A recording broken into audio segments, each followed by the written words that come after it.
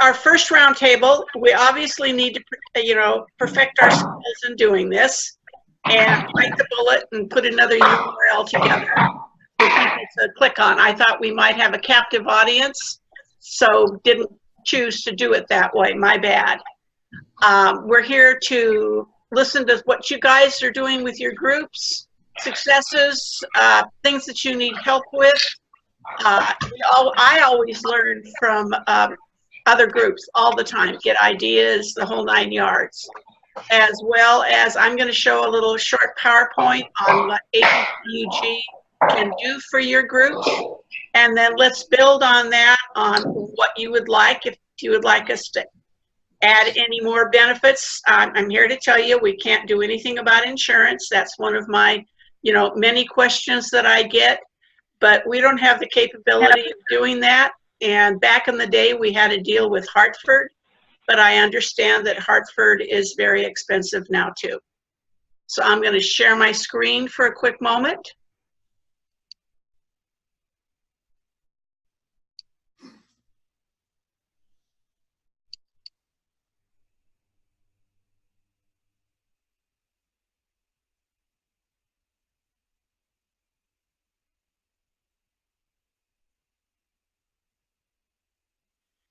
We had 2 discounts last year.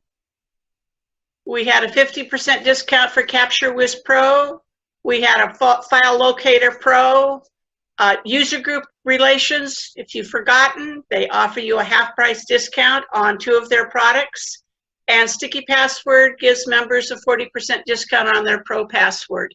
We have another one that Jay Melnick, our new Region 9 advisor, is putting together for 2019. Gabe Goldberg is always on the lookout for discounts.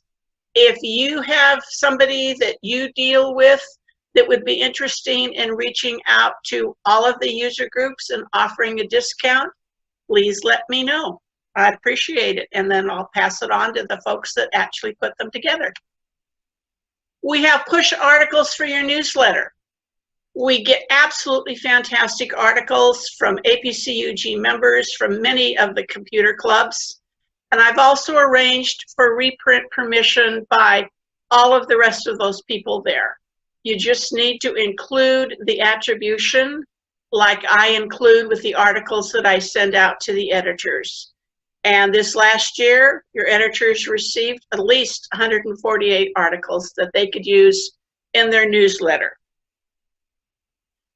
This February, I decided to send the articles via MailChimp so I could see who was actually opening them. And I didn't get any bounces from the 113 editors listed. Now, they're not really 113 editors. Some groups have 2 people that receive it, but it's about, I'd say, a little over 100. And I'm really dismayed, to be honest with you, that only 71 opened the email and 31 thought it was important enough to click through to the zip file that had 25 articles for their newsletter. I've looked at newsletters. Some newsletters are all push articles. Some are lucky enough to have a combination of push articles and original articles. And some newsletters don't use them at all. They just use click-throughs to articles that are on the web. And this is one of our, used to be one of our most popular benefits, I would always say. It takes me hours to put all of this together. And like I said, I'm kind of dismayed that only 71 opened the message. You guys, a lot of you attended the VTC today. We upload those to the YouTube channel for our groups to use as meeting presentations. We had a group the other day that said, oh my gosh, the presenter can't come, what do I do? Well, the natural thing is, hey, how about having a couple of the YouTube videos that you like in the back so you can just, oh, we're gonna watch this video. Then somebody doesn't have to scramble around and stand up there and hem and haw and try to put something together on the fly. The PDFs of the presentations and the handouts are uploaded to our website. And since 2012, we've had approximately 175 different presentations. And last year, 24 each year, we had 2,300 views of the videos that were uploaded from last year's presentations. Here are the dates for our next VTCs. We have the Speakers Bureau. I call it the ever popular Speakers Bureau. We have 14 different presenters from vendors, tech book publisher, bloggers, officers, members of groups, you name it, we have quite a mix of presenters. In 2018, we had 63 presentations, plus Bob G's over 20 that he gave in October for the National Cybersecurity Awareness Month. And as far as I know, we're going to be doing that again.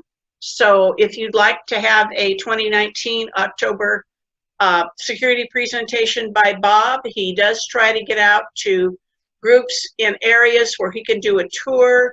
That's Florida, Arizona, and SoCal. So the rest of you guys, his webinars are from the comfort of his home in New Mexico. And again, we'll be doing a push so you can get publicity for a National Cybersecurity Awareness Month and maybe your newsletter by having a security presentation. Get in touch with me and we'll start a spreadsheet with your groups. To date, as we speak, we have 18 presentations by some of those 14 presenters already scheduled. We're ahead of last year. Here are the topics that we offer.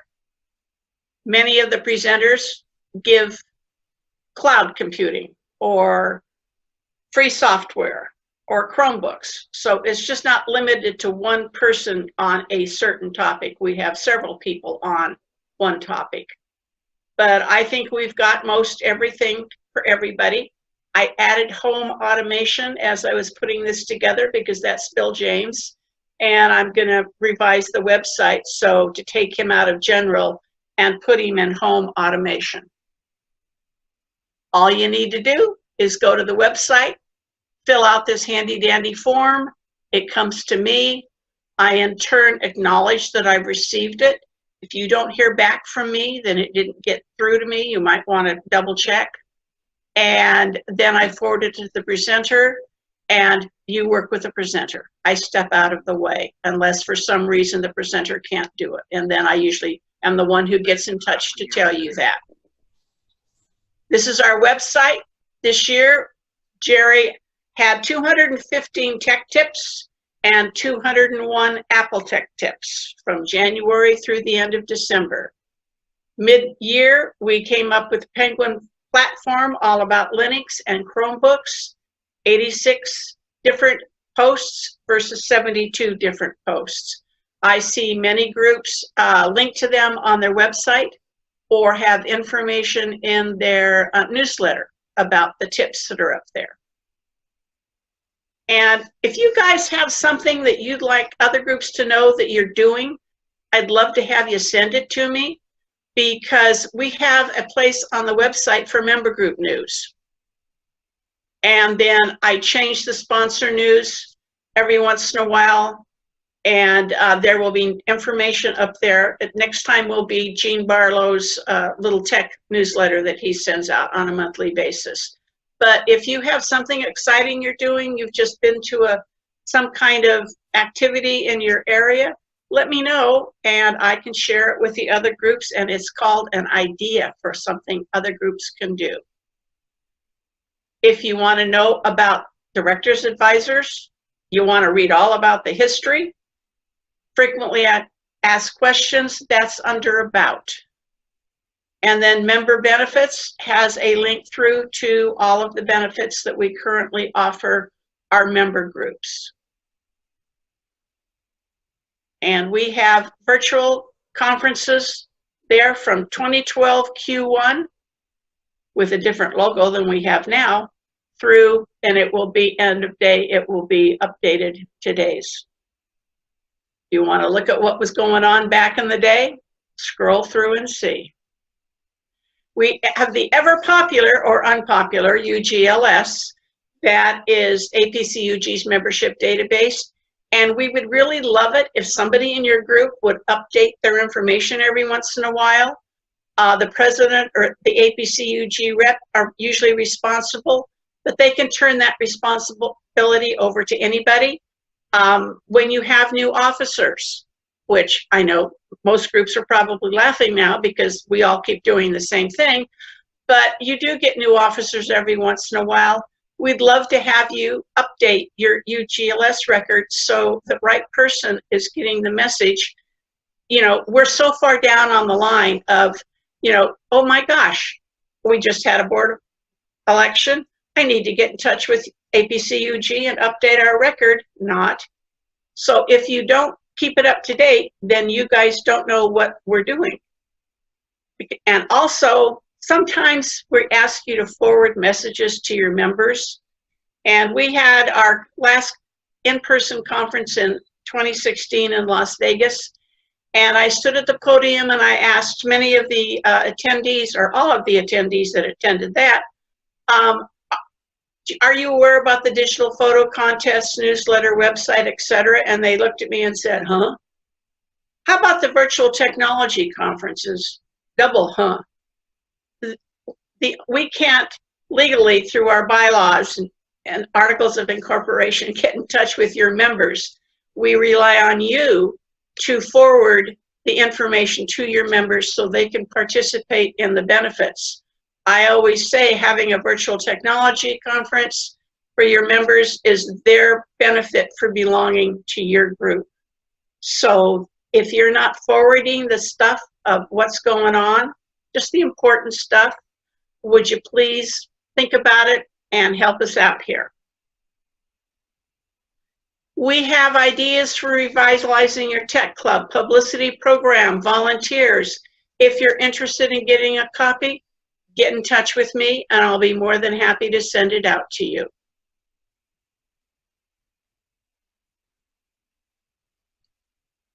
And that is all. Thank you. Has everybody signed in to the chat box with your name and your user group? I heard that clapping, Jerry. Thank you. Judy, can I ask you a couple of questions on what you said? Absolutely. Okay, number one with the push articles. I'm a little bit, let's say, I am very cognizant of copyright infringements and that. If our club goes ahead and puts the article in, do we have any problems or that we have to acknowledge something or anything like that? When you give us those articles, they are clean, no problems? No problem. That's the joy of the push articles. If you go out and visit other member groups' websites, they usually have a disclaimer on there that says, hey, any user group or nonprofit is more than welcome to use these. Everything I send out is legit. Okay. As is all of the Ask Leo, Ask Bob Rankin, Abby Stokes. They have given me permission to give you guys permission to use their stuff. Okay, in order to simplify things out, should our club have a designated person as, let's say, the editor of the newsletter? And You therefore do. You Your would send editor gets these every time I send them out. It's Kai. to Cal? Yeah, Cal. I believe it's Cal. Oh, I'll have to speak to him. I didn't know about that. Yep. Okay, I didn't know about that. Now, You want me to add you to the list? You know what? Maybe so. Maybe Will so. do.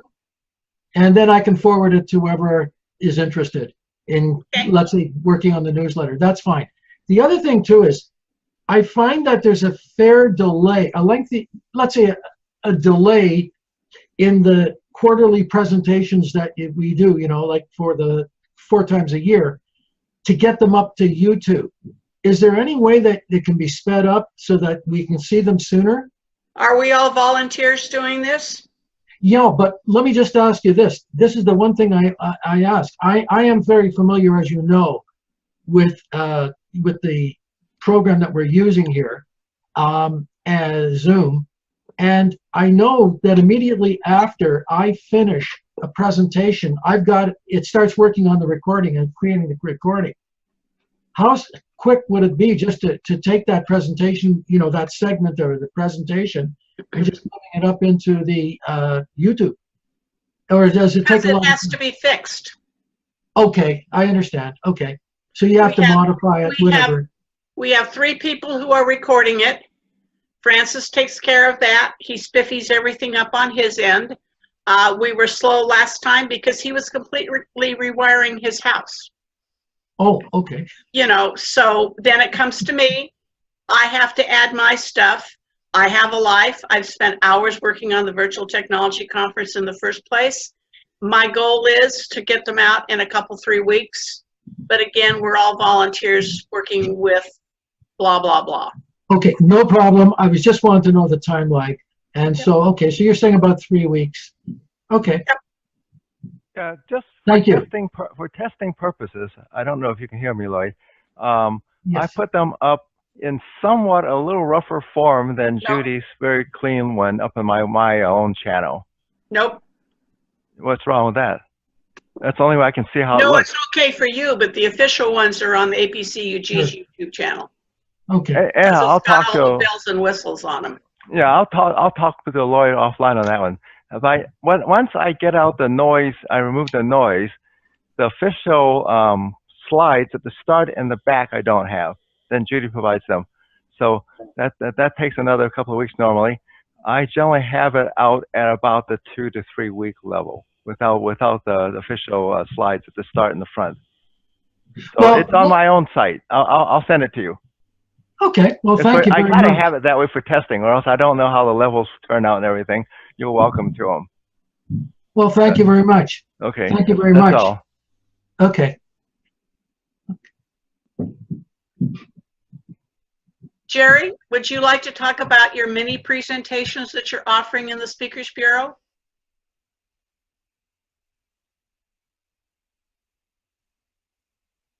You're muted. How about if I unmute myself and then I can talk about it?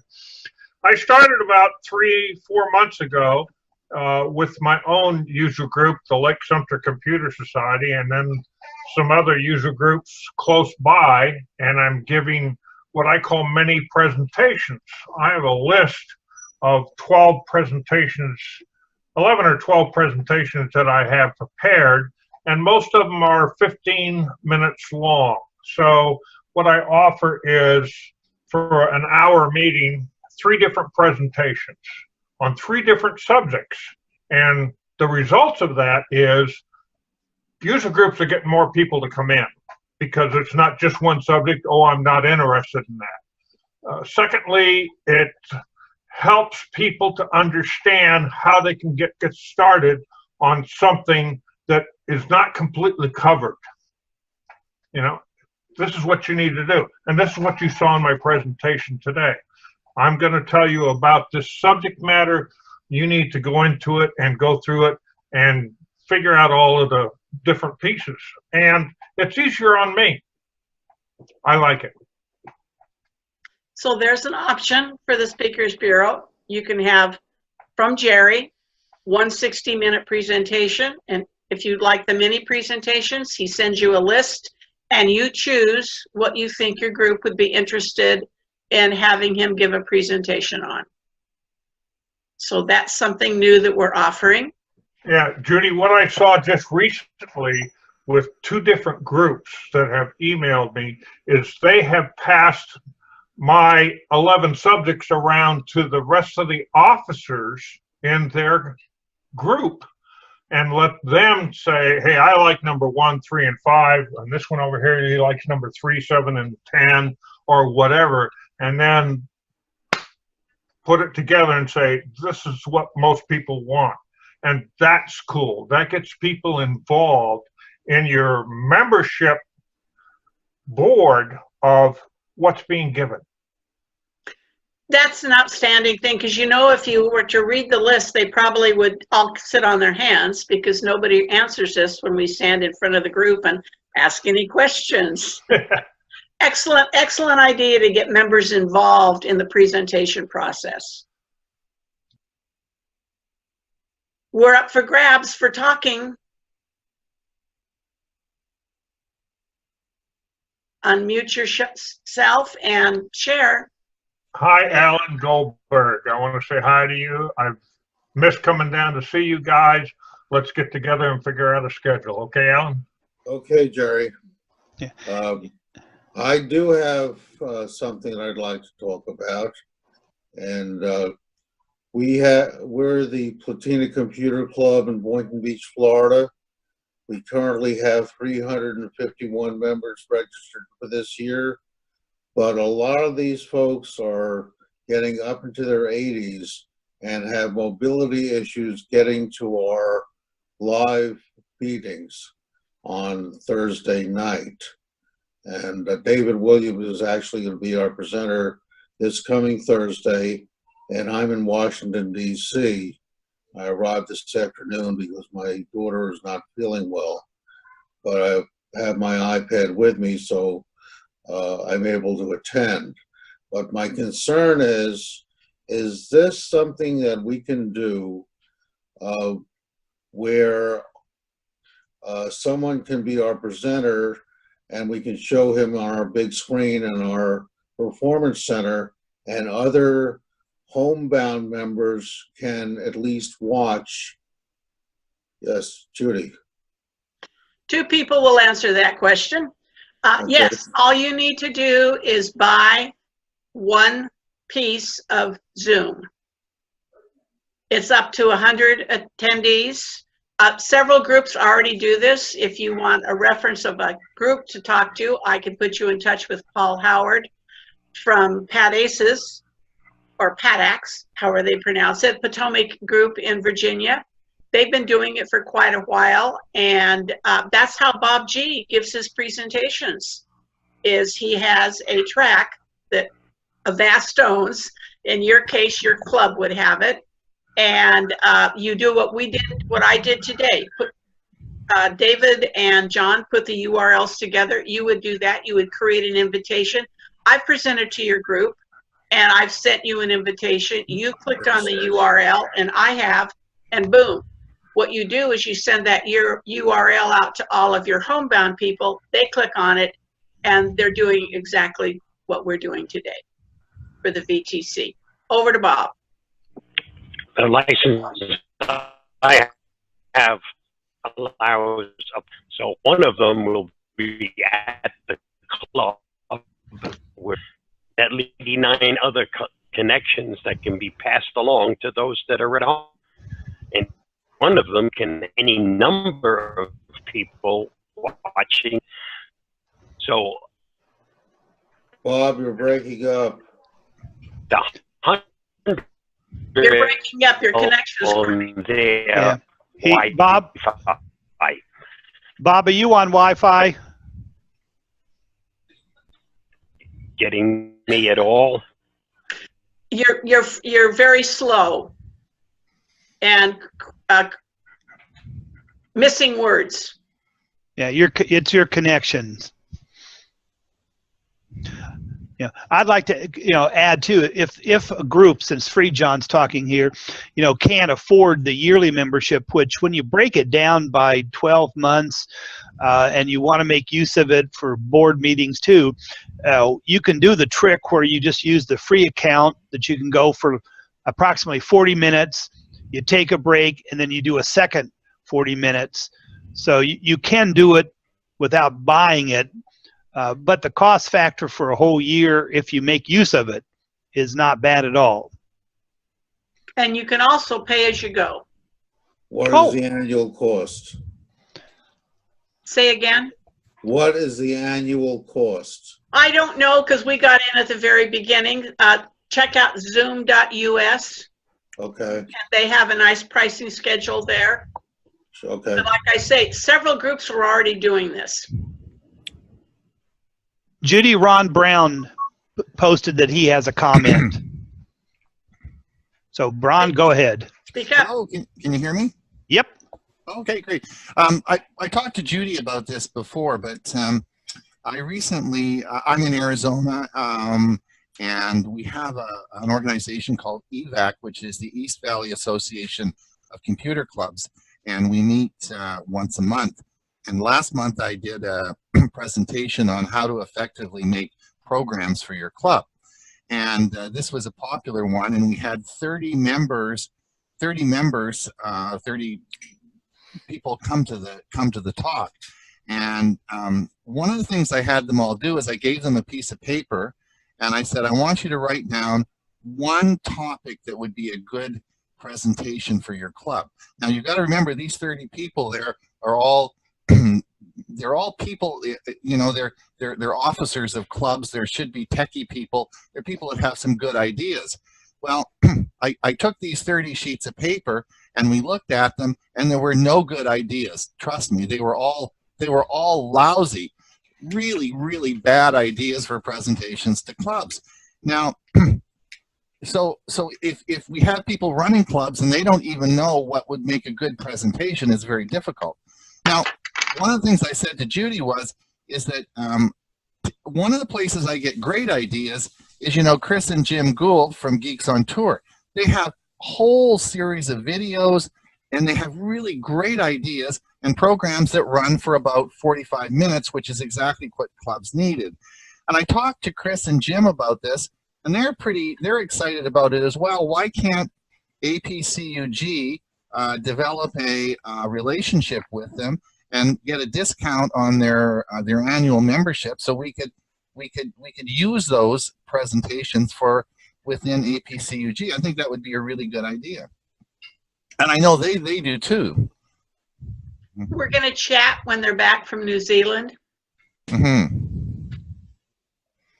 The other place that you can find, in my news that I sent out to my regions, I included places where I personally get presentations for my groups, and I use the tutorials on Tech Boomers. We can use anything on Tech Boomers that we want to. We were in on the ground floor with them in 2015 when Steve Black, a person who put it all together, gave his first presentation.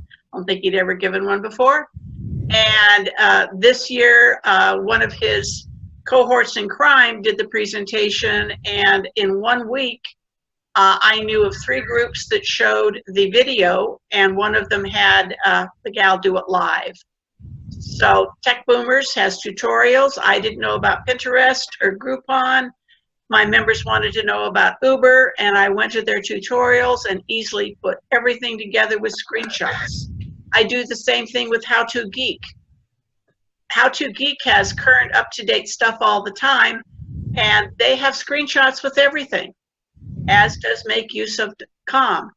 People don't have to think about, oh my gosh, how am I going to do this? There are sources out there to go to give these presentations, easily to put together. Copy, paste into PowerPoint, you're off and running, or print out the screenshots for yourself and do a hands-on demo. It doesn't have to be rocket science. All this stuff is out there to make it quick and dirty, and my members love that kind of stuff. Okay, this is David Williams, and I just want to interject one comment to Alan before I get it. I sent you the URL for the presentation. Yes. Please, you can share that with every member, and I think I can either have 50 or 100 do that. So if they can't show up at the meeting, they can click on that URL, just like you're going to do it in Washington, and they can view it. Good. Huey Poplak has a comment. Huey? Yeah, I've been, I moved from the Central Florida Computer Society area, which is Orlando, to the west coast of Florida about 4 years ago. And I continue to do a monthly Windows Special Interest Group via Zoom. I record it every month, put it on my website. But how I put it together is during the course of the month, using Evernote, I see any article dealing with Windows and I save it. At the end of each month or just prior to the meetings, what I do is I go through my list for the last month, make a list of all of the articles that I think would be good to share, and I just put up the articles and then we talk about it, record it. Sometimes I demonstrate some of the things. Sometimes the articles have pictures and so on with it. I've opened this up and I'm getting members of APCUG from around the country. Not a lot of them, but 10, 15 per meeting, and open it till we fill the 100 seats, which we're not getting anywhere near that. And then the rest of the audience is made up of the CFCS members in their meeting hall, which is just prior to their main meeting. So I'm able to share it with their members In other words, with our members as well as members from all over the country. It's just something I'm doing. And all of the recordings are available every month. They're on YouTube, but they're also on my own website. I embed them. If you're interested in subscribing to Huey, send me an email, jtalor@apcug.org. I will accumulate all of the people, your name, your group, your email address that you want to receive the information from him, and I'll forward everything to Huey in one fell swoop instead of having him get a gazillion emails. And then don't forget, check out Huey. What URL is that on? Huey.net? Huey.net/WINSIG, WINSIG. Okay. Check it out and see if it's something like the Goulds Geeks on Tour that you can use for meetings. Again, keep these things in your pocket in case the speaker doesn't show. Judy, we got a really interesting person like to make a comment, and I'm excited to find out whether it's today or tomorrow. But Michael Cassidy, yeah, last week. Michael Cassidy, unmic yourself and talk to us. From Australia. Yeah. Yeah. Hi there, everybody. Yeah, it's tomorrow. I've just had my breakfast, and I'm about to go and milk the goats when we finish here. I detected a note of despondency, Judy, when you were talking about your emails not being open. I'd just like to say that Bert Blink, our group secretary here, sends all of your emails out to everybody in our group, and I certainly appreciate them. We ran a program through the end of last year, beginning of this year, with one of our local seniors groups, where they got a grant to help digital literacy for their members. And we ran a series of absolute beginners computing courses, and then some introduction to Windows 10 courses for them. And part of that was their grant covered each of those members getting membership of our PC users group. So it was a benefit to us as well as to them. I'm interested in a number of the, particularly Jerry's mini presentations, to see if we can use those later on. And hopefully that will give people more of a reason to be in our group and stay with the group, because keeping people in the group is probably our biggest problem at the moment. And you have where you're located, but which group are you? We're the PC users group. We're in Canberra, which is the capital of Australia, equivalent to your Washington.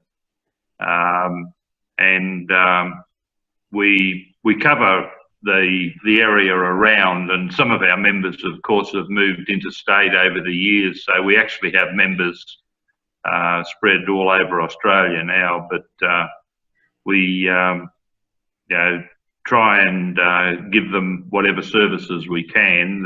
Probably the biggest thing is our online help system, where people can log in either by email or on the website to submit queries that they have, problems they might have. And a number of our members will do house calls, particularly for the older members, to help them out, sorting out their problems with their computers. Cool. Now, I have a question and request for you. Is Bert in your group, Bert Blink? Yeah, Bert is our group secretary at the moment. Okay, we've been corresponding back and forth, and I can't find anything on your website to write up to feature you guys in reports. So your job between now and the 1st of April is to write up what you just said, so I can include that in my international report on computer clubs. It's all about sharing information, and I'd love to have you just write a short couple of paragraphs and off we go. Thank you so much. You all heard it. Right. I'll put that on my to-do list. Way down at the bottom, I know. Outstanding idea. The Los Angeles Computer Society has a Tech, who is an officer, and they get members because he will fix people's computer clubs for computers for the price of a membership, and they get a lot of members that way. They might only be a member for a year, but some of them have been members after he fixed their computers for years. Just another way you're out at the senior centers teaching them and members. He's fixing computers and they're getting members. Jerry. Jerry, a quick question, and then we'll get to Bob. All of my many presentations are made in PowerPoint or PDF. And if anybody wants them, they don't need me. Just let me know. I will send you the presentations. Then if you want to use them, fine. That's what I'm about. And if you want to use them and you need some help with what they mean, I'm willing to do that too. You just got to contact me. All of the presentations, like his presentation today, will be up on the website by end of day, won't it, Jerry? Thank you. Okay, Bob, you're next. I'm still hoping to get a remote scheduled with Melbourne or anywhere else in Australia. We tried the last time, but something didn't work out right. So that's still an open invitation for a presentation remotely with Australia. Michael, if you're interested, let me know. He or doesn't let mind. Judy know. Let me know, please. He doesn't mind staying up in the middle of the night or setting the alarm in order to give a presentation to your group. I tried to get him involved with that conference that you have of the seniors group throughout Australia, and they wouldn't give me the time of day because he was, going to come down and try to get to as many of you guys as possible. So love to have you do a interactive webinar where you actually get to see him and ask questions live and stuff like that. So get in touch. Okay. Right now I'm on Wi-Fi dependent on hotel service. That's why I broke up the last time. That's when they changed the password. You're in perfect the middle now. of the day. Yep. Edward, you got a question? Mary Frances has a battery program she wants to talk about. And we'll get to Edward after that. Mary Frances. She's from John's group. Oh, don't tell him that. Oh, I'm sorry. Mary Frances, talk to us. Hello? What? Mary Frances, can you hear me?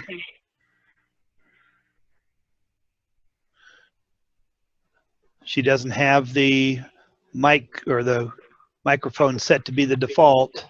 Ask her to send you an email. Yep. We'll try her again. Over to Jerry Steele. Yeah, can you hear me now? Absolutely. Our membership, like all of yours, is aging, and we had 2 fairly active members that moved into the local assisted living center, and they were both wanting programs, and so at Christmas time we gathered up presents and took them to them, and they got to talking to the directors at the assisted living center. So what we're going to try is having a meeting in the afternoon on the Thursday that we're going to have our regular meeting.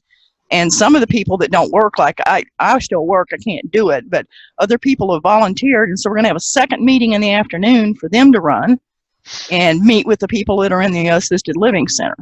So we will let you know how it works, but we think that'll help, bring some other interest, offering a program there. Are you still doing your every other month, 1 month in-person meeting, next month online meeting? We haven't scheduled that yet. We did do every other month being the board meeting and then the regular meeting, but we may go ahead and start it if I've got all these ideas. We just had our first board meeting, and we'll have our first meeting this next Thursday. So we also are moving dates from Tuesday nights to a Thursday. There's another club in town, photography club, that has a lot of members, and they like to have some information about computer stuff, but they've always met at the same time as our club. So we are trying to move the time, as well as adding in the second meeting at the assisted living center. Outstanding. Well, I gave 2 of the presentations. John was kind of to be the moderator because I have a free account, and he just used APCUG's account and hung out with me because he's your advisor. And I believe, John, you gave a presentation too. Yes, and I did. know you've got at least one new member who can't attend meetings in person, Right. but could attend the every other month online meeting. So that's a unique idea also. Right. And I'm also wanting to, I'll get on the list for Jerry's other presentations. The ones in the evening are wanting shorter presentations than 1 hour. They want maybe 30 minutes, and because they don't want to stay late. And so we need to go to shorter presentations. And when I do the videos from something that's online, I find a nice breaking point and play half of it and then play the other half the next month. Get back. Edward, do you want to say something? Yes, I mentioned to our board meeting about remote presentations or looking at the YouTube videos on the APCUG channel, and nobody was even interested at all. In fact, I can't even hardly get anybody to attend these virtual technology conferences, so I'm not sure how to change that. What is their reason? Not about the videos, I can see that. But what's their reason for not having an interactive webinar where the person is up there on the screen and they can talk back and forth, and then there's live Q&A? That's what draws people in, is it's actually live. It's not a recording. I'm sitting here in California and I'm giving your group a presentation wherever you are. You see me like you do now, and I share my screen, and then afterwards we open up for a live Q&A, and somebody goes around with the mic or restates the question. I've been pushing for people to watch. I mean, I did a presentation today, talk 15 minutes about giving people how to sign up for the virtual technology conference and all that, and nobody was interested. No, but I'm talking about the interactive webinars. Yeah, webinars. I mentioned it, but nobody's seemed to be interested in it. So, even though who do you have give your presentations? Well, today our speaker couldn't be contacted, so I had a presentation I've been working on for 6 months now that I had sitting on the sidelines, and I gave that today to fill in for canceled regular talk. So that worked out pretty well for a group. Maybe other groups should probably do that. Have something, sitting on the standby to do in case there's nothing else that can be done that day. What most groups do and how they get their members hooked on the videos is, in your instance today, say, oh, sorry the presenter couldn't come, and they show a video and the members go, oh, really? Not too shabby. But what group are you with? Huntsville PC User Group. Huntsville, Alabama. Okay. Well, what is your group's interest? I mean, what does your members want to be informed about? Well, in the past we've tried surveys to the members, and hardly anybody responds. We can't get a consensus of what anybody wants to see. Well, as I tell my groups, if they don't tell me what they want, they get what I'm interested in learning. Like today, I gave a talk on smartphone tech. That seemed to be pretty well received by the members. Gee, would you like to give that at a VTC sometime? Well, I'll think about it. You're hooked now. He's hooked now. Anyway, not that I'm pushy, but they're really missing out on having a different presenter via the interactive webinars, because everybody says it's just like they're in the room with you. And we have a whole laundry list. It's like, Jerry, give your people a list of interactive webinars and say, what are you interested in? And then get in touch with one of us. Okay. Yeah, our biggest problem now is a lot of our older members have been dying off. We've been around since 1981, and now we're down to 21 paid members. So I'm not sure how much longer our group can hang on. So. Well, you're not unique. There's many groups like that. Bob G, did your hand go up again? Yeah, I did. What I wanted to get across that is an interactive webinar is totally different from watching a video or even the tech conference, because you actually interact with the presenter. It is live. I'm live in my home. Your group is live wherever you may be, but we have questions in between. We have questions at the end. It is almost the same as being there in person. But Bob, you would have to say it wasn't good enough at our meeting because you couldn't have any of the cake. That's correct. Yeah, Edward, I would schedule Bob G to give a presentation and just schedule it and tell him exactly what it is. I can send you a blurb on, what to tell him, because he's not that we're not real people, but he's the step up from the rest of us because he belongs to a company.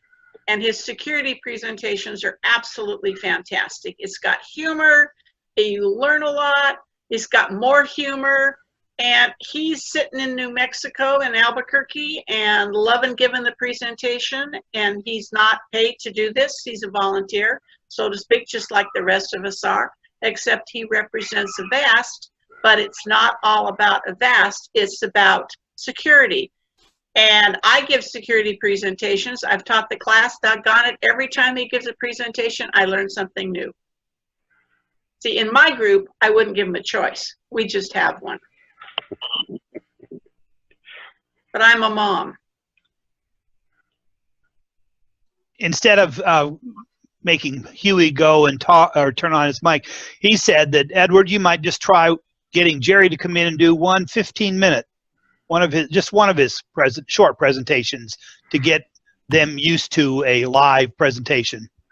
In fact, our board today authorized me to contact Jared about doing the presentation. I was wondering, Jared, where are you located at? So, I don't know how far a drive would be to come to Huntsville. Oh, we're working on this, Edward.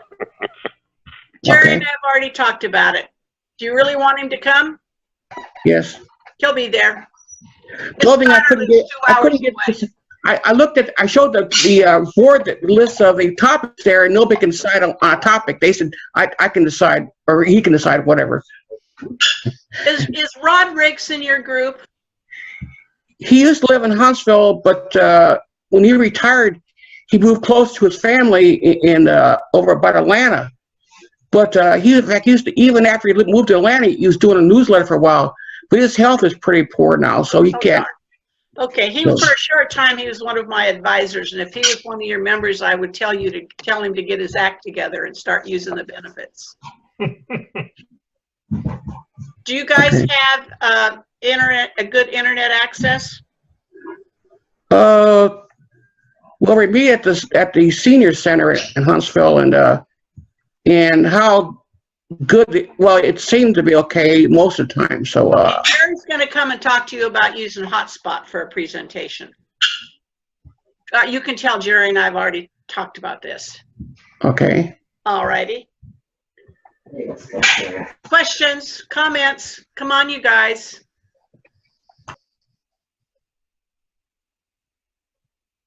Can I say something, ask a question? Absolutely, Dr. Sexton. Okay, I'm not sure I understood exactly what you said. Let me see if I can paraphrase what I heard. That you do a webinar to my club, I can have a Zoom and they can click on it and I can retransmit what you're sending me? Okay. No? Okay. You just had Huey Poplock give you a cut the cord presentation, correct? Right. Huey has a paid account. He can have up to 100 attendees. If you had people at home that couldn't come to the meeting, you could send them the URL, just like I sent out the invite for today. They click on it at home. You click on it for your meeting, your people who do come to the meeting, and everybody's happy. Okay, so we could buy a couple of months and try it out and see if we could talk them into it, huh? You don't have to buy anything. It comes on Huey's end. It comes on my end. It comes on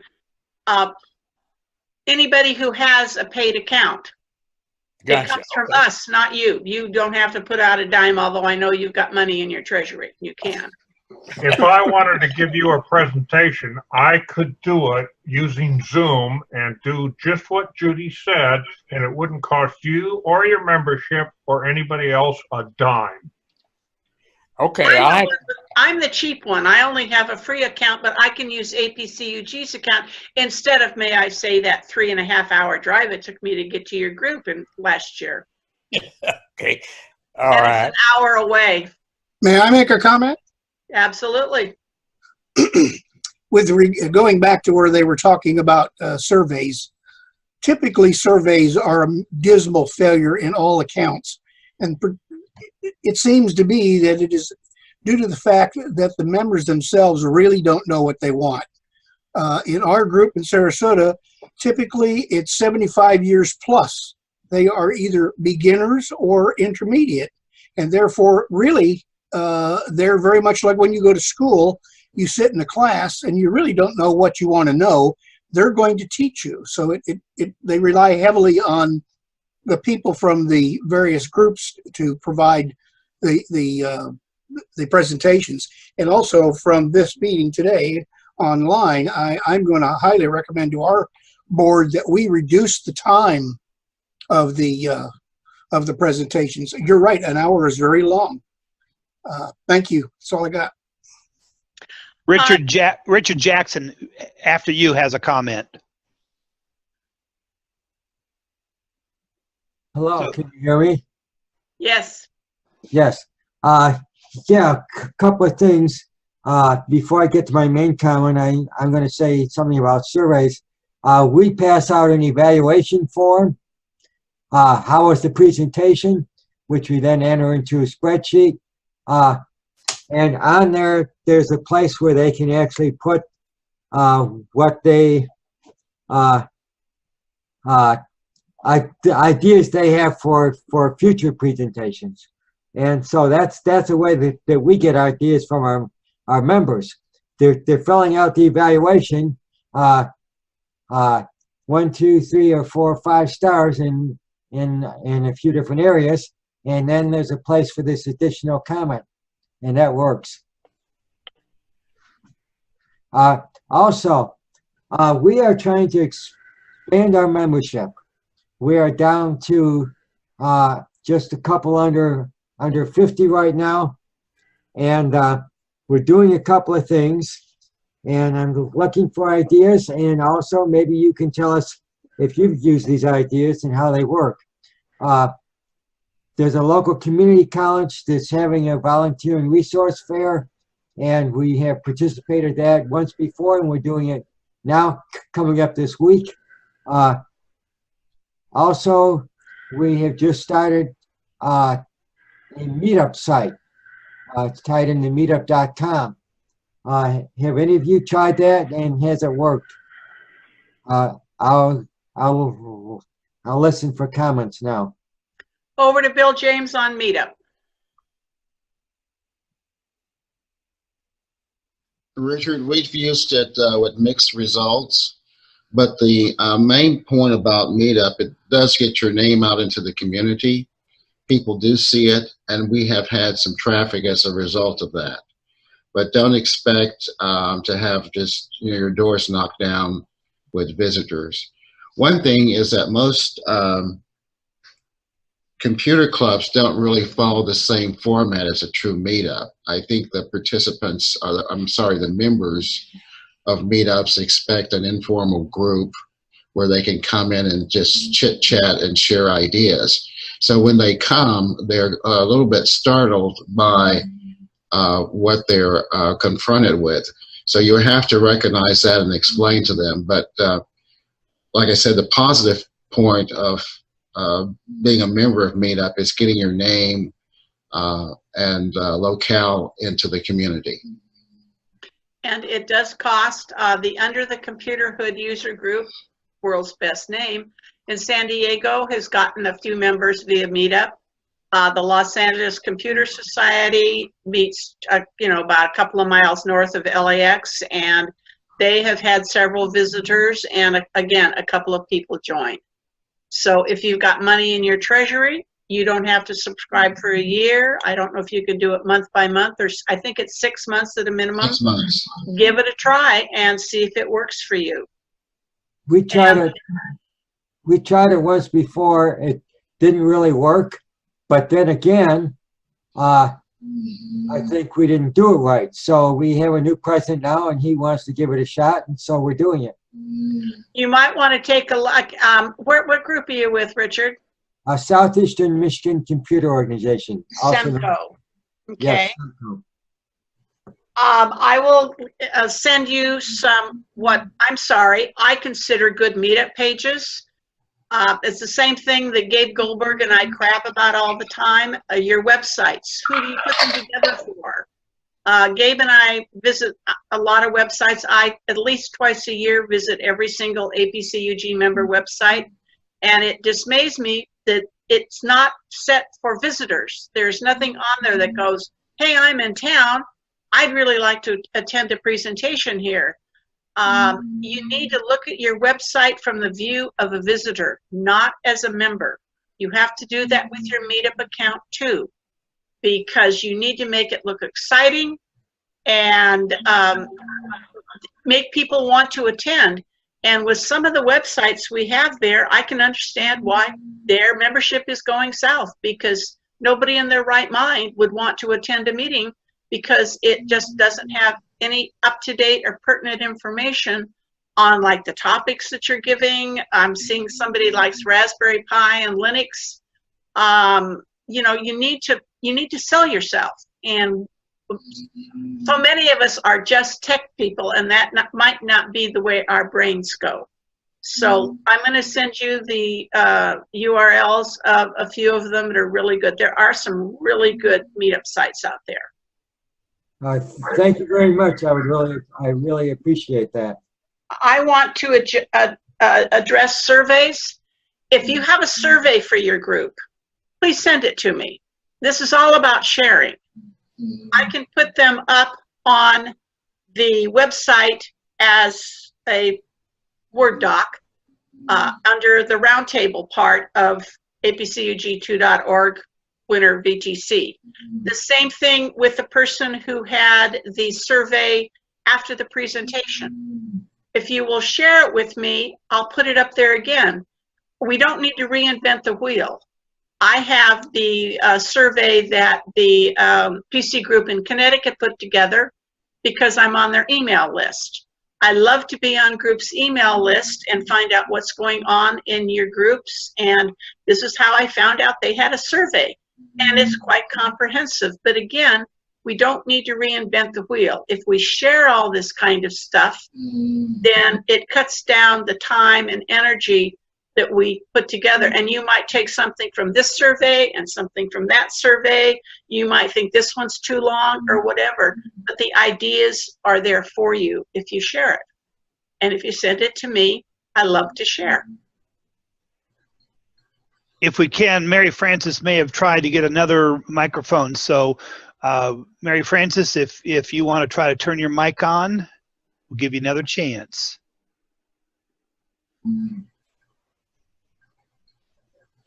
And if she doesn't, John, she wanted to talk about a program that was done before I got there on batteries. A couple comments we had. One group said they did have a lot of good luck with meetups for their Raspberry Pi and Linux, but it was pointed out that if you are going to do a meetup, you need to have someone at the meeting whose sole purpose is to meet and greet these new people and help them to get to join. So don't just have a meetup, but somebody's got to be in charge of helping them get around the place and don't feel like an outsider. Yeah, it's really important to make them feel welcome. I know, and a lot of people that are particularly not computer savvy, they maybe get intimidated by the presentation. So they need to understand that this is we give these type of presentations, but if you continue coming, you will begin to absorb some of that information. The Under the Computer Hood user group has at least 2 presentations each meeting. Some people might come for the first one and they stay through the second one, or vice versa. And one's a little bit for the beginners, and then one for the techies. They've done that for years, and they found out that works better to get their members in. If they're not interested in the first short one, hey, they're interested in the second one. So you might think about doing that. My group meets for 3 hours, Happy Joy. We used to teach DOS classes back in the day and stuff like that. So my group gets at least 3 presentations at each meeting, and by golly, they're still sitting there in their appointed places when 9 o'clock comes around, and we start a little after 6 o'clock. And it's all the culture, but everybody has to have somebody that meets and greets. And again, if you ask for how to revitalize your group and stuff like that, a lot of what we've talked about are in those documents. You know, have somebody that meets and greets, have somebody that the restrooms are through there and over there. This is the president. You also might want to think about having a PowerPoint that you put together that just keeps going with pictures of all of the officers, so they can look around the room and say, there's so-and-so. A little bit about the presentation or presentations for the evening.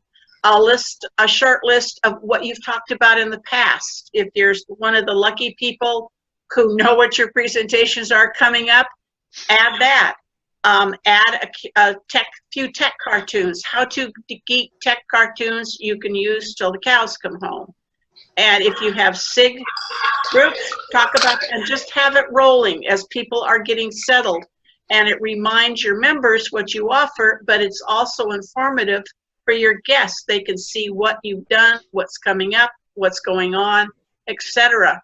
Under the APCUG has been, first time I mentioned that, the president has been doing that ever since. He's been doing it for 3 years now. And I got that from, I believe, the Fredericksburg group in Maryland called Sharing.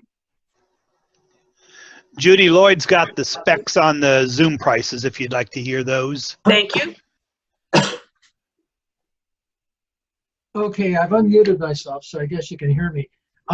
What I wanted to do is just talk a little bit about some of the things that, just reviewing what you're talking about in general.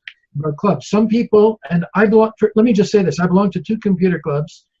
One is about, one is about 100 kilometers away, which is, say, about 65, 70 miles away, for those of you in the States. And one club, people really want to come to a meeting. Now, it's a smaller town, it's a city, but it's a small town. People can commute or get to the meetings quite easily and readily. The other one, which is the one that I'm involved with for many, many years, was the Personal Computer Club of Toronto, and Zoom saved us.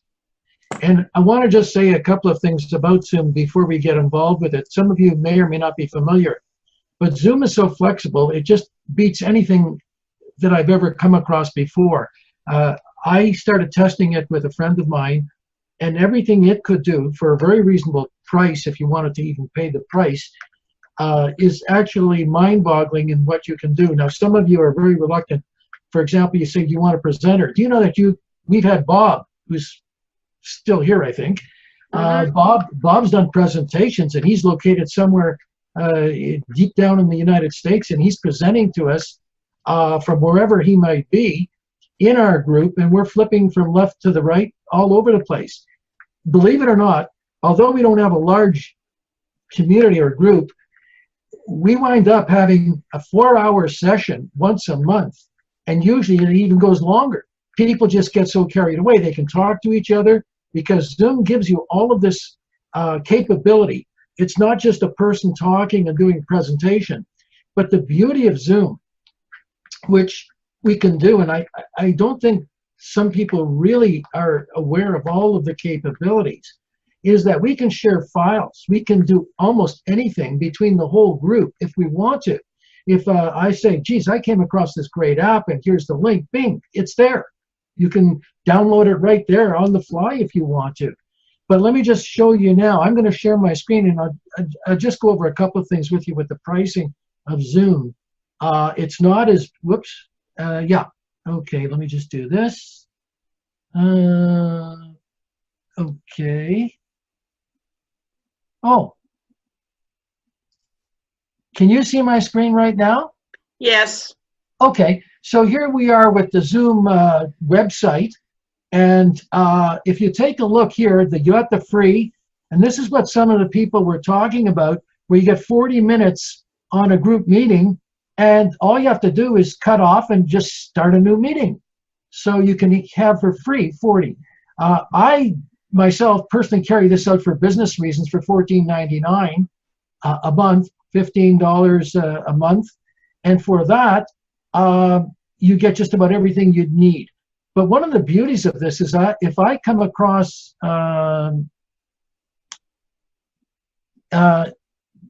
they have other things that they come up with, but the point of the matter is, if you go with just a pro with $14.99 a month, one member could have that, or the club could have that. And the beauty of that is just about everything you want. One of the things that we do is during the course of the month prior, I collect all kinds of videos that I've seen online, and there's a tremendous amount of presentations. And one of the comments that you folks made was the fact that an hour presentation might be a little bit too much. And you're right, it just might be. So what I'm saying to you all is that sometimes maybe 2 half-hour presentations might be a little bit more advantageous. But our biggest problem in our club in the Toronto group is that trying to get to a meeting is horrible. Our traffic in Toronto is gridlock at various times of the day, and the times that we'd want to have the meeting is the most difficult time for travel. So we also have an aging group. Some are passing away. But the other issue, and just like all of your clubs, people have moved away. People have moved halfway around the world. Judy knows, because she's participated in a couple of our meetings, or a few of our meetings, that we have people from around the world actually joining us, people that were old-time members, and they come in and they lock in. The only sometimes difference is that we have people where there's a 7-hour difference in time from the Mideast. And so when they chime in, it's the middle of the night for them, or early morning. So the timing is a little bit off. But going back to the other, everything you can do with Zoom that you can think of, you can do. Again, sending files to all of the people who are participating, recording the actual meeting is just amazing. You start off there, you can take polls. You were talking about polls. You can take polls on the fly with your particular meeting. You could ask all the participants to answer certain questions, and you can immediately, as soon as they answer, you can have polls. What I find is that the big thing is, and just as you've discovered, that the person that's the host should have a good internet connection, and that's all you really need. That and a good webcam, and you can handle it. Now, I hear that you people are saying that you have to go to a center, a community center. Well, how about if some of the people want to get together, they go to the community center, and with one computer or with a couple of screens, they can watch the entire session right there at the community center if they want to get together. Okay, Judy, you got the floor. The Committee on Aging down in San Diego, they had a goal at one time that what Lloyd just said, they wanted to put a computer club in every senior center down there. It didn't happen, but our recommendation was, my Southwest Technology Conference was down there for 20 years, and I used to be able to attend their meetings if I was in the area. And my suggestion was just exactly what Lloyd said, have somebody that will, be able to click on the URL for a Zoom presentation and have whoever at the senior center is have the opportunity to view it from either one of the 2 computer clubs that are down there. in Lloyd's case, the other group I think he's talking about is Durham, and sometimes the Durham people do chime in at his meeting. And he uses the other version of Zoom, the one that we should be using now, where it's actually a meeting, where it's like you're sitting around the conference table and you can see everybody. And he has all the time zones across Canada and the US plus Israel. So obviously that's where one of their members has moved. So that's a unique idea. Another unique idea is the Payson group. We've written that up in reports. I hope you've all read this Q1 issue. I find that's not so, because when I sent my news out to 177 officers, I only have 6 clicks through to reports. But the Payson group, that is Ray Baxter, they are a meet-up group. They have no dues. When they wanted to re-up with APCUG, they passed a collection. It's extremely informal. They have outside speakers come and speakers from within the group. They have no officers. Ray's the facilitator. So a lot of groups, they're doing different things to keep together, is what I'm saying. Marshall found his video settings. Has he got it on yet? Oh, they want him to restart. Okay, any other questions? Remember, I like questions.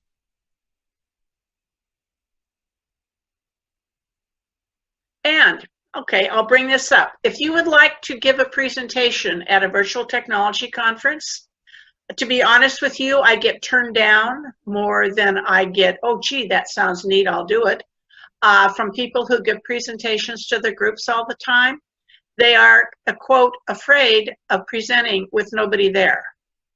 And I always offer up my group to be the test subject, and for many of the VTC presenters, they've taken advantage of it because, we're very casual. I'm from the beach, and I brought that up to me with this little insulated valley where I live now. And we go with the flow. And so oftentimes we have been the first group that somebody has presented to instead of being able to see the audience. We're easy to work with, and if they want suggestions, then that's fine. So if you would like to be a presenter, but you're squirrely about presenting to nobody because you can't see them, try me out. We'd love to have you on whatever it is you'd like to talk about. When I give my presentations to groups or the VTC session, I'm sitting here waving my hands around and gesturing just like I would if I were standing in front of your group. But it takes a run through to get comfortable with presenting to nobody in front of you. And bear in mind, your presentations go quite quickly because you don't have the eye contact you're doing and you don't have people interrupting with questions. I gave a 69-page presentation to a group in Arizona yesterday. I was online with them at 7:15 a.m. in the morning because they're an hour ahead of me. I'm in SoCal. And you would think a 69-page presentation would go on forever. And from start to finish with Q&A, it was an hour. So give us a try. Yeah. Huey? Yeah, a suggestion of some things, something that I've done is the free Zoom is great. And if you want to play with it, you set up a free account, make a presentation to no one. You don't have to have somebody at the other end. Record it, and then play it to your group and show them what it does and how it works. And that way you learn how to use it, and you get some benefit with your group, and then they'll also see how good it can be to have a presentation done. Okay, Edward, you've just given your presentation to your group today. Why don't you try that? They have just seen you in person. You could do just a little bit of it via Zoom, and then you could give just like 15 minutes of it at your next meeting and say, this will open up our world with presentations. This is what it's like. See what they say. Sounds like a good idea. But don't forget you can give it to my group too. Bob? I always ask when I do one of the remote presentations that the laptop be facing, the camera part be facing toward the audience. That way, it's not only that they see me, but it's interactive. I see the audience. I may not see everyone in the room, but I have an audience in front of me. So for me, it's also almost like being there because I get to see people's reactions. If I tell a joke or there's something I can see, gee, they're not understanding it. I can see it because the video part is coming back to me. I could see the people in Bill James' group when I gave my gee, your ID theft is paramount after you die group presentation to Bill James' group. And when I gave my presentation in Arizona, I was presenting to my backyard. And I kind of missed being able to see the people. All right, we're going to do 1, 2, 3 strikes and she's out. Mary Frances, you said you want to try again. Turn your mic on and then you can talk to us. Please turn her mic on for her.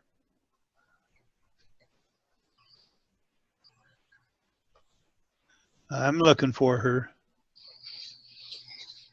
It's unmuted. Talk to us, Mary Frances. John, please say you can hear me. I can hear you finally. Thank you so much.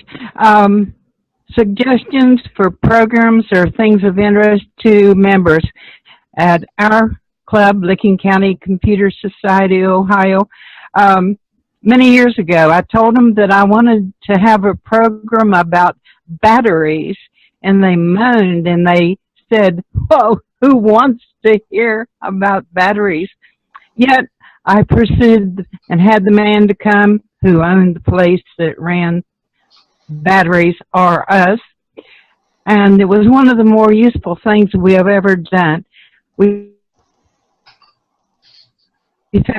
are uninformed about batteries. They were mixing batteries, you know, with what can I think, rechargeables and chargeables, batteries that were partially dead with fresh batteries, just the wrong batteries in their units and so forth.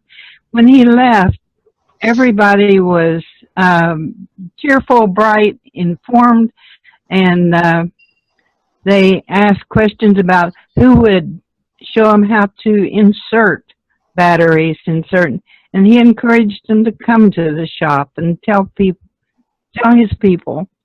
And the whole thing was so good. In this world of batteries, they had no idea what they didn't know until we listened. That's all I wanted to offer. Thank you very much. Outstanding. Talking about the surveys, I needed to share that one year at our holiday potluck where we had a huge number of people, we did a survey as to what would you like to hear in topics. And I think I had a list of maybe 5 topics. Everybody checked all 5. There you go. 5 months worth of presentations. Yeah. Well, it's like my members wanting to learn about Pinterest or Groupon. Neither am I interested in either one of them. Hey, if that's what they wanted to have, I went to Tech Boomers and boom, they had very good presentations about subjects that they were interested in, but I wasn't. We all learned together. They were happy campers and it was no big deal to put it together.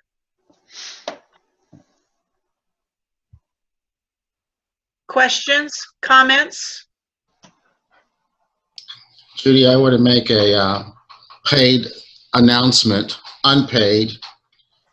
I think all of you noticed the contest results on the slides at the beginning of the program.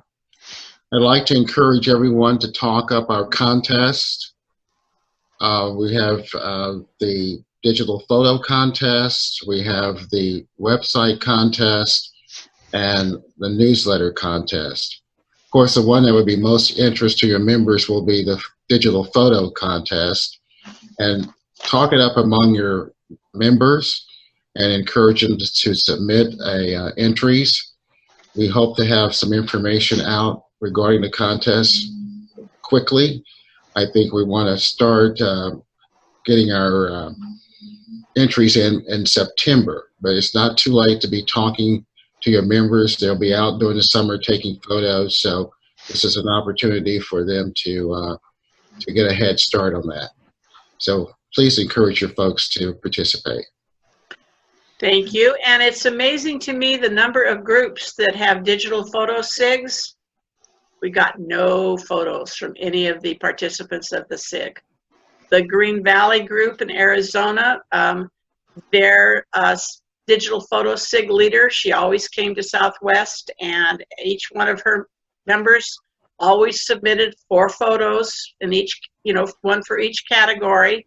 And then when APCUG had their next conference, they also entered all of those same photos there. So obviously, to me, the word isn't getting from, we get it from us to the officers, but it doesn't get any further than that. Because you'd think they'd want to show their absolutely fantastic photos to the world. Judy, I feel like Roz on Fraser. Joe has a comment. You still there, Joe? Yep.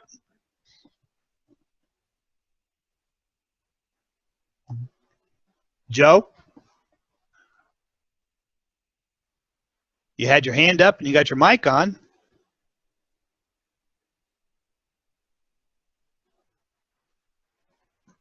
Jerry, the information will be out next month.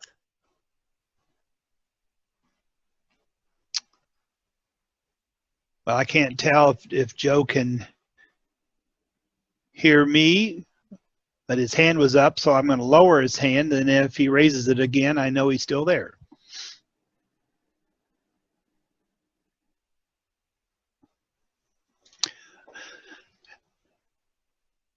Ask him to put something in chat. Well, if he can hear us, he just heard you say that.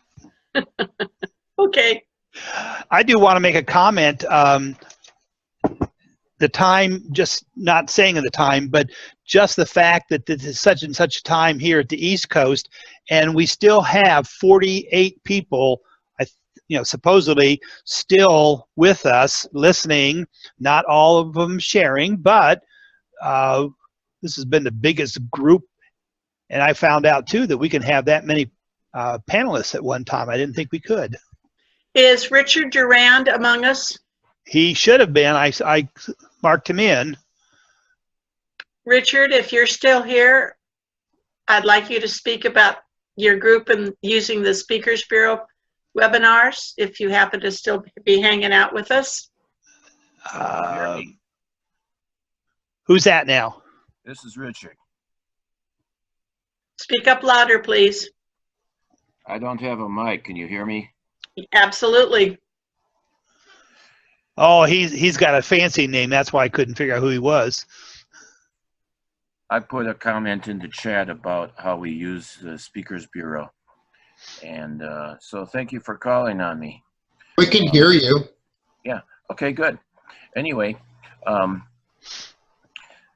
we needed some presentations some years ago, and we used the Speakers Bureau, and since then we've used it more and more. So most of our meetings use the Speakers Bureau, and we've had several of you give presentations there. I remember presentations from Jerry and Judy and Francis Chow and Bob Gostowski.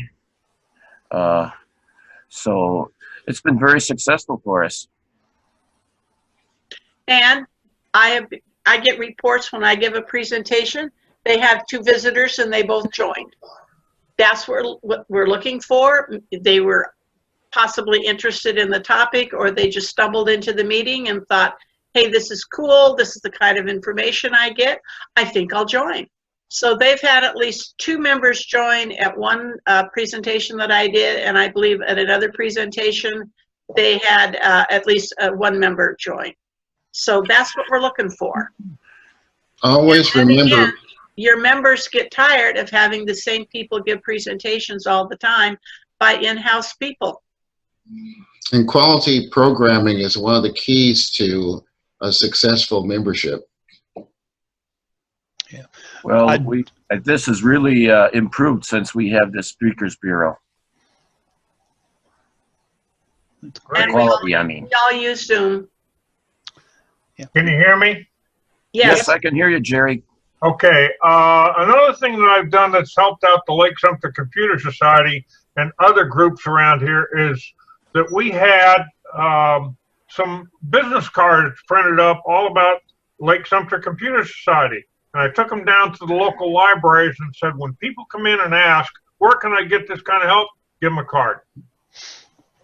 You also need to give them to your members when they're out and about. If they get to talking with somebody, they can whip one out. And you're supposed to give 2. So I always give 2. And, you know, you tell them about it and they kind of look at you, well, yeah, you know, I'll check into your website, but they won't. Vistaprint always has, you know, 1,000 cards for, you know, almost nothing. And it's just a good thing for your members to have to give out to folks they chat with. I talk to strangers in tech stores, and here you go. I spend a lot of time at the local Leesburg library doing free classes, and every free class that I give 2 short presentations, one on APCUG and the other one on the Lake Sumter Computer Society. Yeah, I do a plug for our computer club when we do our classes too. Joe's back on and wants to give another try. Okay. Hello, can you hear me? Yes. Yep. Okay. I only have a comment. Jerry Minnick's presentation about Windows 10 and the security was most excellent. And when I see our organization, I'm going to press them to give that video when it comes on YouTube. You know, if that's the only part of the video you want, you're going to download it to your computer. And please don't try to watch these videos online, because if your bandwidth might not be good enough. Download them, super simple to do, and figure out where that presentation starts and just cut off the beginning of the other one. You know, okay. Whip right along and say, this is what we're going to watch today. And when it ends, you're out of there. Okay, thank you very much. Welcome. And thank you, Jerry. Okay. Other discussion topics? Have we convinced anybody to start using the Speakers Bureau? Not that it's a pet of mine, but back in the day, I used to keep a list of people who would give presentations but never did with it. And Sam Wexler was having, out of Region 1 when he was in Florida, was having conference calls. And people joined in just like this. We couldn't see each other, obviously. We didn't care. And I found a kindred spirit with Hank Feinberg.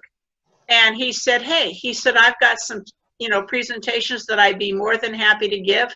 Sign me up. And with that, I got in touch with Don Singleton and put the Speakers Bureau together. I have my initial email that I sent to him and then sent out to the groups announcing it.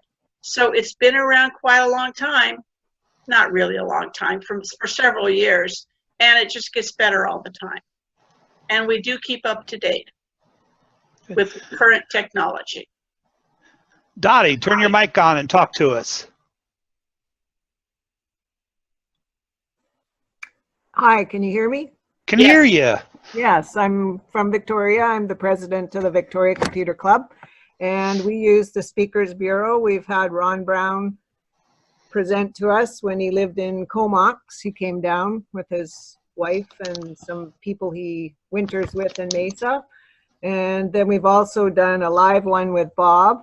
That was, I didn't know I was doing it that day.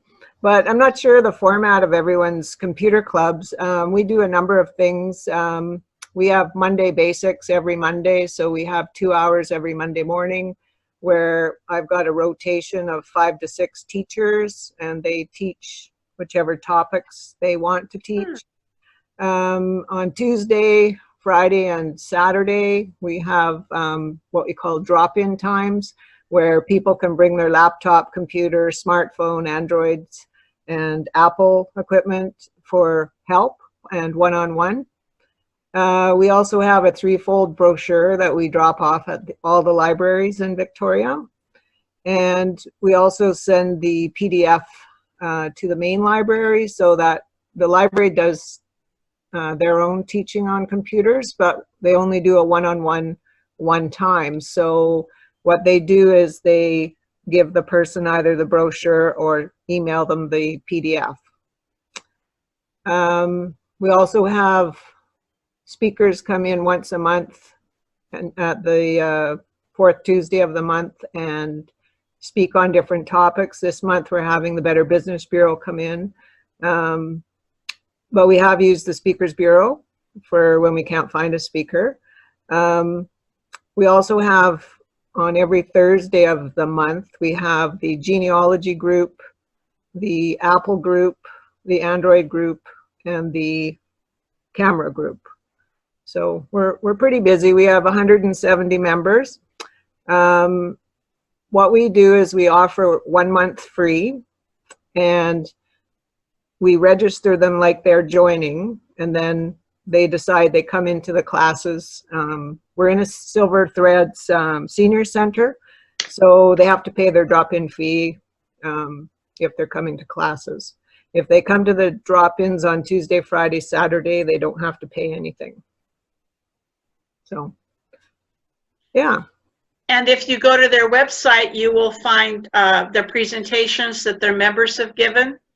And if you read the article I wrote about them in reports, you'll find the links to 2 of the recent presentations. Take a look at them. Yeah, and a couple of other groups we have are the Linux groups and Raspberry Pi, but they meet off-site for another reason. Oh, what was the other thing I was going to say? That's it. Thank you so much. You're welcome. Is there anybody else there that wants to tell us what they do at their meetings?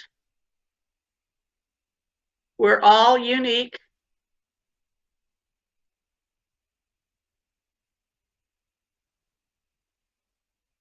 Any other discussion points?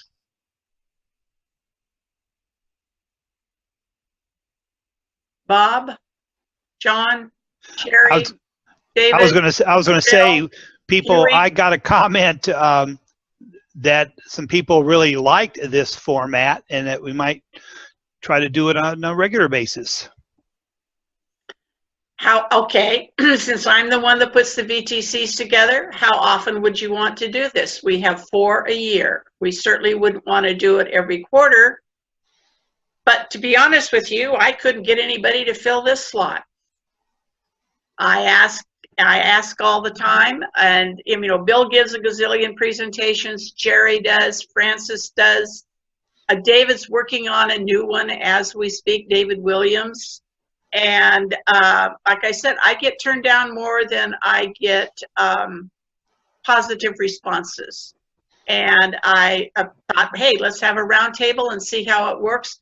Literally, I thought we'd get 5 or 6 people and that would be it. So this is absolutely fantastic because, like I said, don't, you know, reinvent the wheel. If somebody is already doing something that works and they share it, the light bulb goes on and say, hey, I can use that with my group too. Richard Jackson, comment about what you do at your meetings. Thank you.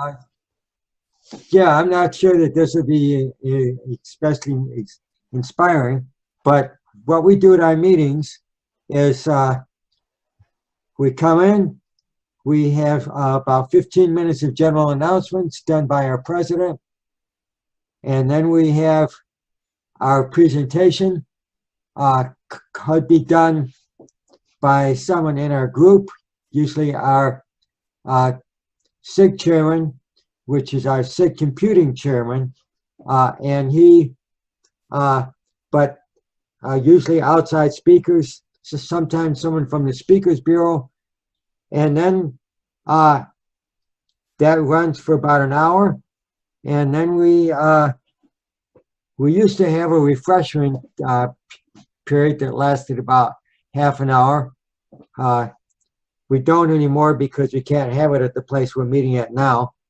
And then we went in, and then we have a SIG Linux, a special interest group on Linux, and we have a presentation there, which is generally done by the SIG chairman. On rare occasions, we'll have an outside speaker for that. And that's basically how we do our meetings. And we meet on the second Sunday of the month at 1:30 in the afternoon. Wow, thank you. The Los Angeles Computer Society, like I said, they are just north of LAX, and it's a difficult, the 405 stinks, so they have their hospitality first. They have an informal forum where the chairs at the front of the room are set in a circle, and they sit around, you know, talking about tech problems. And the guy who fixes PCs in order to get members, he's the one that runs that. And they have their hospitality first as people are coming in after work or getting through the traffic. And they start their meeting after that instead of having, you know, snack in the middle. Back in the day, they used to all go to the restaurant and absolutely fantastic diners and have a little get-together, a pig sig afterwards. They don't do that anymore because the president that pushed that is no longer with us. But everybody runs theirs a little bit different. I have food at my group. I got a little Hamilton Beach pod coffee maker at Walmart, so I advertise that we have gourmet coffee. And we have gourmet coffee, so to speak, and goodies. And I have a little container there, and if people are so inclined, they can give donations. And the Channel Islands group in Camarillo, California, in their treasurer's report, they will put how much, you know, the refreshments cost and what they, you know, recoup, so to speak, at the meeting. And I think the North Orange County Computer Club does that also. But having refreshments and a time to get together is, you know, social hour, you know, getting to know the people instead of just coming in and sitting there and getting up and leaving. The TUGNet group in Granada Hills, they have their presentation, then they have a break, and then they have the presentation Q&A after the break. So everybody has something different going on. Our group meets in the morning on Thursdays, and we start out, our meeting starts at 10, this is Central Standard Time. We start out with a social hour, but the members bring the goodies. We provide the coffee, and then we start our program at 10, short business meeting, and then the other, we meet for 2 hours, the other 45 minutes or so is for presentation.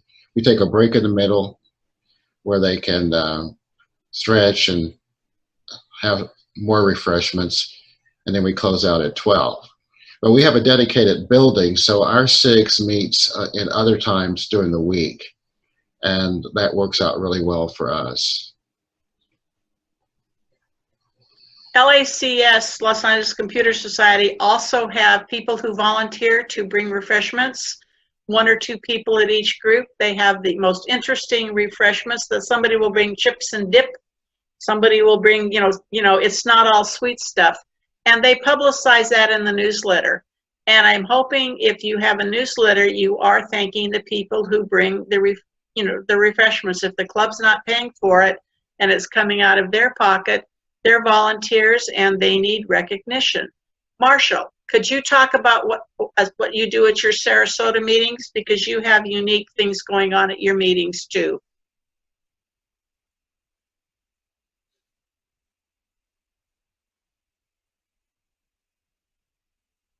Can you unmute Marshall just for grins?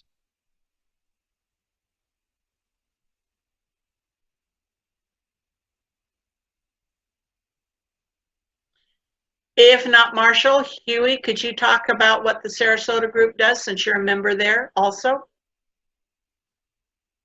Let me unmute myself, and I can. Are you referring to the main meetings, or are you talking about the things for the volunteers? The main meeting. The main meeting, they have what they call forums, and they have one on Windows, one on Facebook, another one on iOS, and people get, and there's a couple other ones too, and they meet, and it's mostly beginners. It's geared for beginners, and what they basically do is answer questions. It's not a prepared presentation. Just people come in for the first time. They just got their iPad and they got a, like the words that you used, Judy, gazillion questions. And the group as well as the moderator generally answers them, or at least tries to, or lead them to where an answer would be.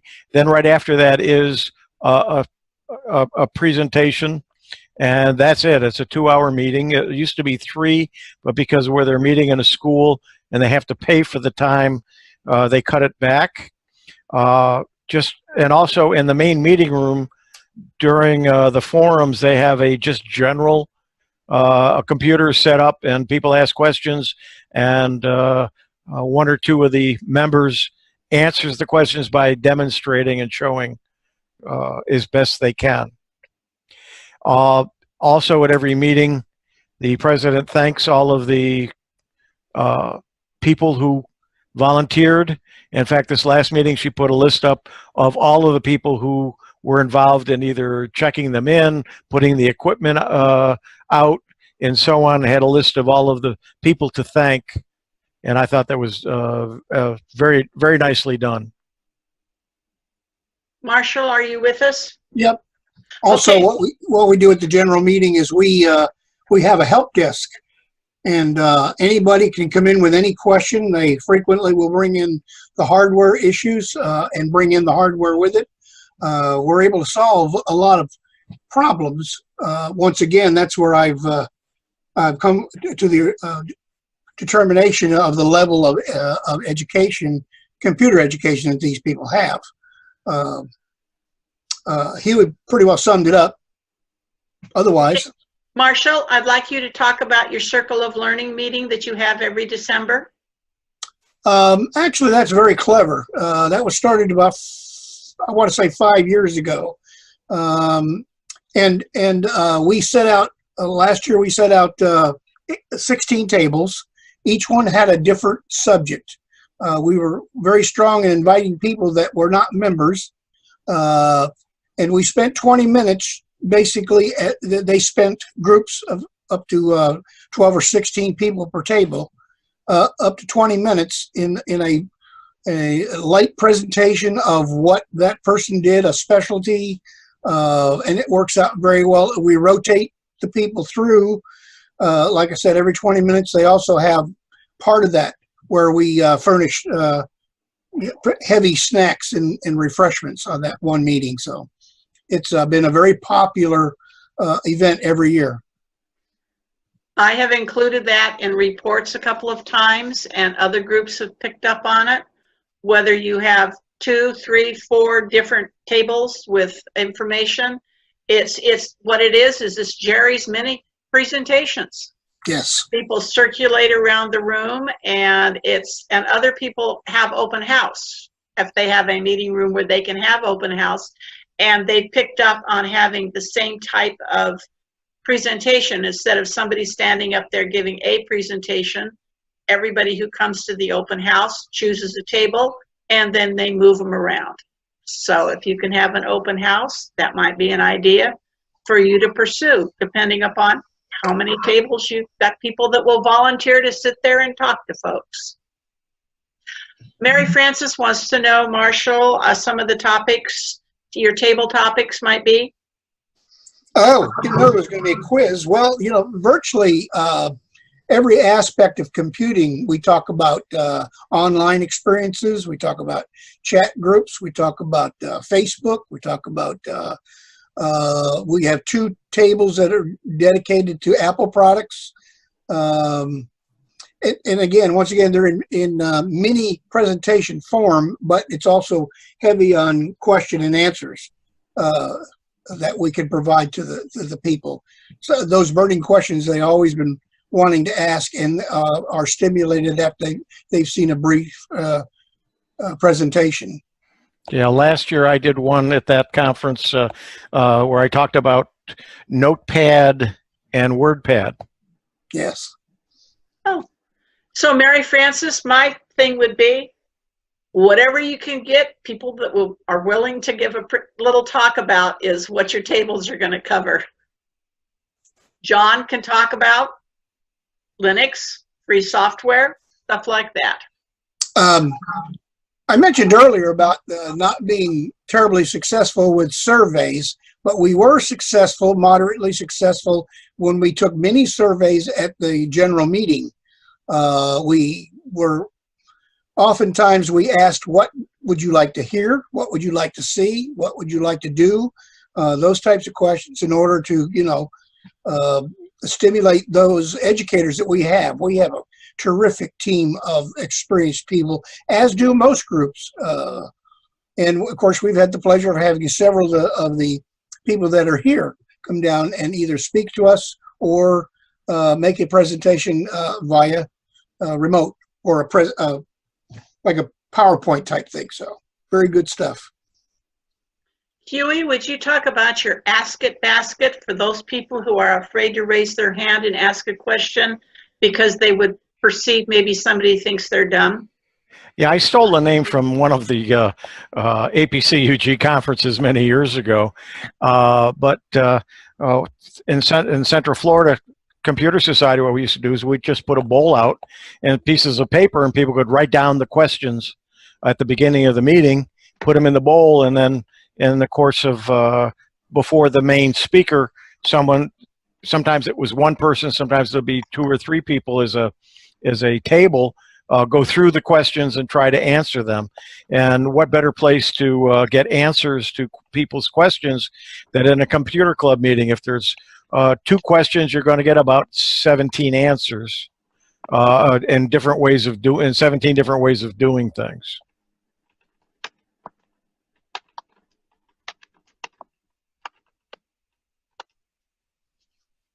And I've adopted that, and somebody's stolen it from me. I always give you credit, though. This other person doesn't give anybody credit. So don't forget. Thank you. When you borrow something, or you have done research on it, as one of the our local clubs here, whose president is a former attorney. He says, "You're not stealing, Judy, you're doing research. I prefer to think that's what I do. And then I use my research to share it with all of you guys as much as I can." Any other discussion points? And we have had various sundry people say they think that we should do this after every VTC. Next time we do, we'll do it correctly. We could have it as if John can sit that long. Sat this long this time. That's true. As in track 2, as the 4th presentation, so to speak, and I would be sending out a different URL. So I would send out 3 URLs with my information email, and the 3rd one would be coming in, and we'll have the other type of meeting where we actually are looking around the room, so to speak, and it'll make it less hectic work for John and David. Oh. Like we know what we're doing, okay? This is like your first baby. Yep. It's all guesswork. Richard Jackson, you had a comment in the Q&A, but there's nothing in the Q&A. And when you come on to make your comment, somebody also wants to know what your user group is. Semco. Hello, can you hear me? Yep. Yes. Yes. Yes, I am Vice President of the Southeastern Michigan Computer Organization, also known as SEMCO. In terms of the evaluation surveys, our evaluation, we actually pass out a piece of paper and we get a very high amount of response that way. And also, in terms of question and answer, we have a question and answer session. I forgot to mention it earlier. And we say, no question is too dumb to ask. The only dumb question is the question not asked. And we get a lot of participation And when it's asked out loud in front of the group, the person up, the SIG chairman up front, probably about half the time has a good answer. But then there are people in the audience that also have answers. And so, sometimes we get more answers from the audience and better answers. So that's it works out good all around.